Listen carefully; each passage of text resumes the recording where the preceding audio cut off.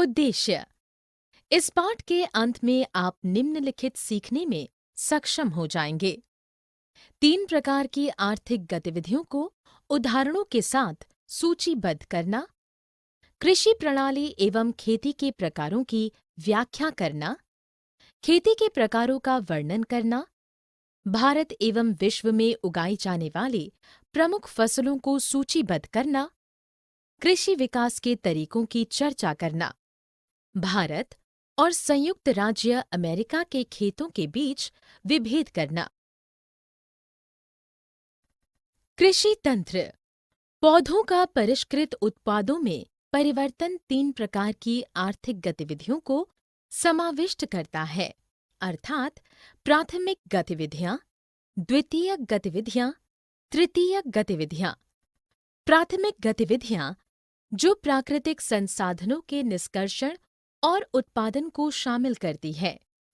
उदाहरण कृषि, मत्स्य और संग्रहण। द्वितीयक गतिविधियां प्राकृतिक संसाधनों से संबंधित प्रक्रियाओं को शामिल करती हैं। उदाहरण इस्पात विनिर्माण, डबल रोटी पकाना और कपड़ा बुनना। तृतीयक गतिविधियां प्राथमिक और द्वितीयक क्षेत्र को सेवा कार्यों द्वारा सहयोग प्रदान करती हैं। उदाहरण बैंकिंग, बीमा, परिवहन आदि। एग्रीकल्चर यानी कृषि शब्द की व्युत्पत्ति लैटिन शब्द एगर या एग्रो से हुई है, जिसका अर्थ मृदा और संवर्धन अर्थात खेती करना होता है। कृषि एक प्राथमिक गतिविधि है। फल, सब्जियां उगाना, पशुपालन करना कृषि के अंतर्गत आता है। जिस भूमि पर फसलें उगाई जाती हैं, वह कृषिगत भूमि कही जाती है। कृषि तंत्र कृषि को ऐसे तंत्र के रूप में परिभाषित किया जाता है जिसमें निवेश, प्रक्रम एवं निर्गत शामिल होते हैं। बीज, उर्वरक, मशीनों और श्रमिक जैसे निवेश जुताई, बुआई, सिंचाई, खरपतवार निकालना और संचयन संक्रियाएं यानी प्रक्रम है। फसलें, ऊन, डेयरी और पोल्ट्री निर्गत हैं। कृषि के प्रकार भौगोलिक स्थिति, उपज, श्रमिकों की मांग एवं प्रौद्योगिकी के स्तर के आधार पर कृषि को निम्नलिखित में वर्गीकृत किया जा सकता है। निर्वाह कृषि, वाणिज्यिक कृषि। निर्वाह कृषि अपनी आवश्यकताओं को पूरा करने के लिए की जाती है। किसानों का उद्देश्य अपने और अपने परिवारों के लिए पर्याप्त भोजन हेतु उत्पादन करना होता है। अधिकतर उपज स्थानीय आवश्यकताओं के लिए होती है और व्यापार बहुत कम या बिल्कुल भी नहीं किया जाता। इसे पुनः इस प्रकार वर्गीकृत किया जा सकता है। गहन निर्वाह कृषि, आदिम निर्वाह कृषि। गहन निर्वाह कृषि इसमें किसान साधारण औजारों और अधिक श्रम से फसल उगाता है। चावल प्रमुख फसल होती है। अन्य फसलों में गेहूं, मक्का, दलहन और तिलहन उगाए जाते हैं। अधिक धूप वाले दिनों से युक्त जलवायु और उर्वर मृदा वाले खेत में एक वर्ष में एक से अधिक फसलें उगाई जाती हैं। गहन निर्वाह कृषि दक्षिणी, दक्षिण पूर्वी और पूर्वी एशिया के सघन जनसंख्या वाले मानसूनी प्रदेशों में प्रचलित है। आदिम निर्वाह कृषि इसमें स्थानांतरी कृषि एवं चलवासी पशुचारण शामिल होता है। चलवासी पशुचारण यह सहारा के अर्धशुष्क और शुष्क प्रदेशों में मध्य एशिया और भारत के कुछ भागों जैसे राजस्थान तथा जम्मू और कश्मीर में प्रचलित है। इस प्रकार की कृषि में पशुचारक अपने पशुओं के साथ चारा और पानी के लिए एक स्थान से दूसरे स्थान पर निश्चित मार्गों में घूमते हैं। इस प्रकार की गतिविधि जलवायविक बाधाओं और भूभाग की प्रतिक्रिया स्वरूप उत्पन्न होती है।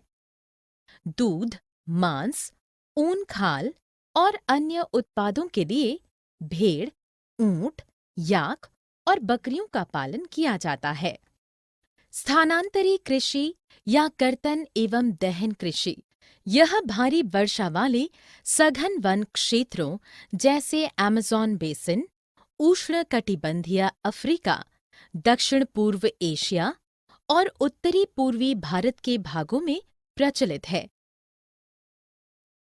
वृक्षों को काटकर और जलाकर भूखंड को साफ किया जाता है, तब राख को मृदा में मिलाया जाता है। मक्का, रतालू, आलू और कसावा जैसी फसलों को उगाया जाता है। भूमि वाणिज्यिक कृषि और प्रमुख फसलें। वाणिज्यिक कृषि बाजार में विक्रय हेतु फसल उत्पादन और पशुपालन करने की प्रक्रिया वाणिज्यिक कृषि कही जाती है। इसमें विस्तृत बड़ी मात्रा में कृषि क्षेत्र, श्रम और पूंजी का उपयोग किया जाता है। वाणिज्यिक कृषि 3 प्रकार की होती है। वाणिज्यिक अनाज कृषि। वाणिज्यिक अनाज कृषि में गेहूं और मक्के जैसी फसलें वाणिज्यिक उद्देश्य से उगाई जाती हैं। यह उत्तर अमेरिका, यूरोप और एशिया के शीतोष्ण घास के मैदानों में प्रचलित है। मिश्रित कृषि भोजन और चारे की फसलें उगाने और पशुपालन करने के लिए भूमि का उपयोग मिश्रित कृषि कहा जाता है। रोपण वर्ष भर में एकल फसल उगाने के लिए भूमि का उपयोग रोपण कृषि कहा जाता है। रोपण कृषि वाणिज्यिक कृषि का एक रूप है जिसमें फसलें लाभ के लिए उगाई जाती हैं। इस प्रकार की कृषि के लिए विशाल भूखंडों की आवश्यकता होती है। रोपण कृषि करने वाले देश सामान्यतया उच्च वार्षिक तापमान एवं उच्च वार्षिक वर्षा प्राप्त करने वाले उष्णकटिबंधीय जलवायु वाले प्रदेशों में पाए जाते हैं। उदाहरण चाय, कॉफी, गन्ना, काजू, रबर, केला या कपास उगाए जाते हैं। श्रम, परिवहन और पूंजी की विशाल मात्रा में आवश्यकता होती है। उदाहरण विश्व के उष्णकटिबंधीय क्षेत्र, मलेशिया में रबड़, ब्राजील में कॉफी, भारत और श्रीलंका में चाय।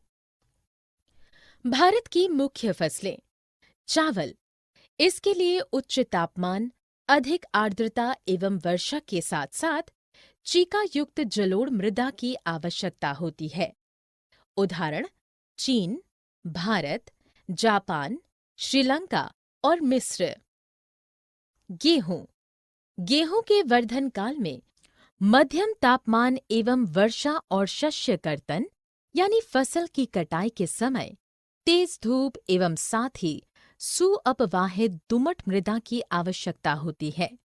उदाहरण संयुक्त राज्य अमेरिका, कनाडा, अर्जेंटीना, रूस, यूक्रेन, ऑस्ट्रेलिया और भारत। भारत में यह शीत ऋतु में उगाया जाता है। मिलेट या मोटे अनाज, इन्हें कम उपजाऊ तथा बलुई मृदा की आवश्यकता होती है। सारांश, हमने जो कुछ सीखा है उसे संक्षेप में दोहराएं।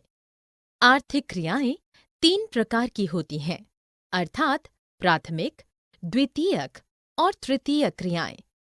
कृषि एक प्राथमिक क्रिया है। निवेश, संक्रियाओं और निर्गतों को सामूहिक रूप से एक तंत्र का निर्माण करते हैं जिसे कृषि तंत्र कहा जाता है।